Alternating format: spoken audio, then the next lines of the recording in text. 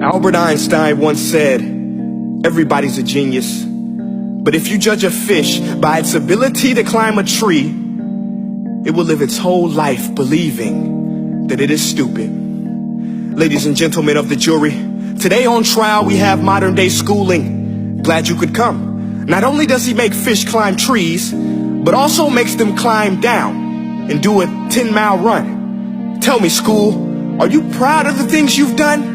Turning millions of people into robots, do you find that fun? Do you realize how many kids relate to that fish swimming upstream in class, never finding their gifts, thinking they are stupid, believing they are useless? Well, the time has come, no more excuses. I call school to the stand and accuse him of killing creativity, individuality, and being intellectually abusive.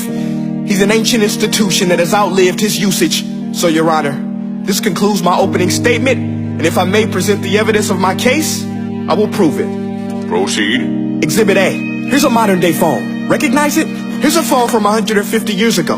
Big difference, right? Stay with me. Here's a car from today, and here's a car from 150 years ago. Big difference, right? Well, get this. Here's a classroom of today, and here's a class we used 150 years ago. Now ain't that a shame? In literally more than a century, nothing has changed. Yet you claim to prepare students for the future? But with evidence like that, I must ask, do you prepare students for the future or the past?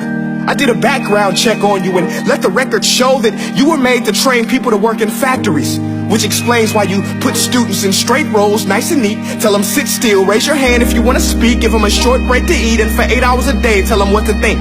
Oh, and make them compete to get an A. A letter which determines product quality, hence grade A of meat.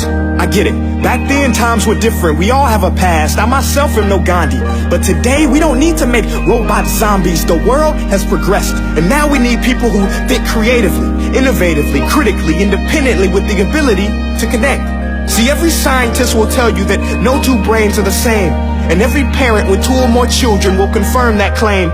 So please explain why you treat students like cookie cutter frames or snapback hats, giving them this one-size-fits-all crap. Watch your language. Sorry, Your Honor, but if a doctor prescribed the exact same medicine to all of his patients, the results will be tragic. So many people will get sick, yet when it comes to school, this is exactly what happens. This educational malpractice, where one teacher stands in front of 20 kids, each one having different strengths, different needs, different gifts, different dreams, and you teach the same thing the same way?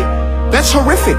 Ladies and gentlemen, the defendant should not be acquitted. This may be one of the worst criminal offenses ever to be committed.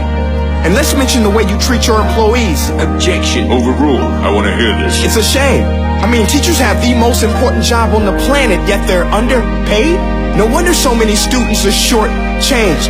Let's be honest, teachers should earn just as much as doctors, because a doctor can do heart surgery and save the life of a kid, but a great teacher can reach the heart of that kid and allow him to truly live.